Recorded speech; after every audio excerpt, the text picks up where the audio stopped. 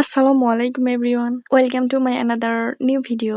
By the way, কেমন আছেন সবাই? অনেকদিন পর লং ভিডিও আপলোড করছি। বেশ কিছুদিন লং ভিডিও আপলোড করা হয় না, ভালো লাগে না অ্যাকচুয়ালি। ভিউ একদমই কম হয়, যে কারণে মন আর চায় না। যাই হোক, বেশ কিছুদিন ধরে প্ল্যান করা হচ্ছে একটু বের হব ঘুরতে। তো আমার হাজবেন্ড ও তো বাসায় থাকে না, ও আসছে। ওর আসার অপেক্ষায় আমি ছিলাম যে ও কবে আসবে। আসছে, কিন্তু ওয়েদারটা একটু ভালো না। সারা দিন বৃষ্টি হচ্ছে, 1 ঘন্টা বৃষ্টি হয়, 1 ঘন্টা বৃষ্টি থাকে না, এই অবস্থায়। তারই মধ্যে দুইজন বের হয়ে গেছি। ভাবছিলাম হয়তো বা আকাশ একদম ক্লিয়ার হয়ে গেছে, বৃষ্টি আর আসবে না। ঠিক যখন গাড়ি থেকে বাজারে নামছি, তারপরে অনেক জোরে আবার বৃষ্টি আসছে। এখানে আমরা আটকে গিয়েছিলাম, বসার জায়গা নেই, একটু হাঁটার মতো প্লেসও না, অল্প একটু জায়গার মধ্যে দাঁড়াইছিলাম অনেকক্ষণ।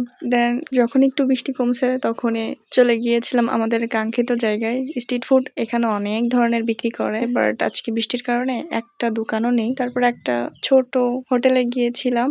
এখানে সামোসা, সিঙ্গারা আর মোগলাই বিক্রি করে। এখানকার সামোসাটা একদম ফেমাস, সাথিয়ার মধ্যে অনেক বেশি মজার এটা।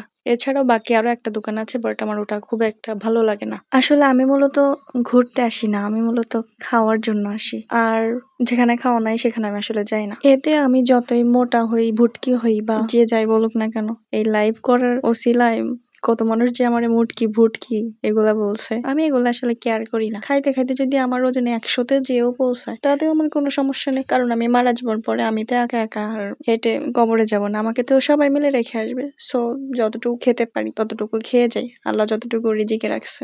যাই হোক, মজা করলাম। আমার কাছে যে খাবারটা অনেক বেশি পছন্দের বা ভালো লাগে, সে খাবারটা যতই সস্তা হোক আমি ওটাই খাই। আমার কাছে অ্যাকচুয়ালি খাবারের দাম শুনে যে খাবার খাওয়া বিষয়টা এরকম না। যেটা আমার কাছে ভালো লাগে সেটা 2 টাকা হলেও আমি খুব বেশি পছন্দ করি, সেটা 200 টাকা হলেও আমি খুব পছন্দ করি। আমি প্রাইস দেখে কখনো খাবার পছন্দ করি না। আমার এই জাতীয় ভাজাভুজি অনেক বেশি পছন্দ। যখনই সময় পাই আমি আর আমার হাব্বি দুজনই চলে আসি। আমি আসলে ভোজন রসিক একটা মানুষ, খুব যে বেশি খাই বিষয়টা এমন না, বাট কেন জানি আমার মুখ দেখলে মানুষ মনে করে যে আমি অনেক বেশি হেলদি। বাট না রে ভাই, উত্তরাধিকার সূত্রে দাদির কাছ থেকে মুখে মাংসওয়ালা এটা পেয়েছি। আমাদের খাওয়া দাওয়া কমপ্লিট হবার পর বাসার জন্য পার্সেল নেই, বাসায় যারা আছেন তাদের জন্য। দেন একটু কেনাকাটা করার ছিল, সেটা কেনাকাটা করে আমরা আবার একটা ভ্যানে উঠে পড়েছি। দেখেন আকাশের কি একটা অবস্থা, আবার কালো মেঘে ছেয়ে যাচ্ছে। বাসায় গেলে বাঁচি, চিন্তা করতেছিলাম যে ভিজে যেন না যাই, কারণ সাথে ছাতা ছিল না। তারপরে এই তো দেখেন আমাদের গ্রামের রাস্তার কি অবস্থা। ভাইরে ভাই, আশেপাশে আমার মনে হয় না এরকম ভাঙা জঘন্য রাস্তা আছে। তবে রাস্তার কাজ শুরু হয়েছে, খুব শীঘ্রই আশা করছি ঠিক হয়ে যাবে। সবাই ভালো থাকবেন, ভালো রাখবেন ভালোবাসার মানুষদেরকে। দেখা হবে নতুন কোনো ভিডিওতে। আল্লাহ হাফেজ।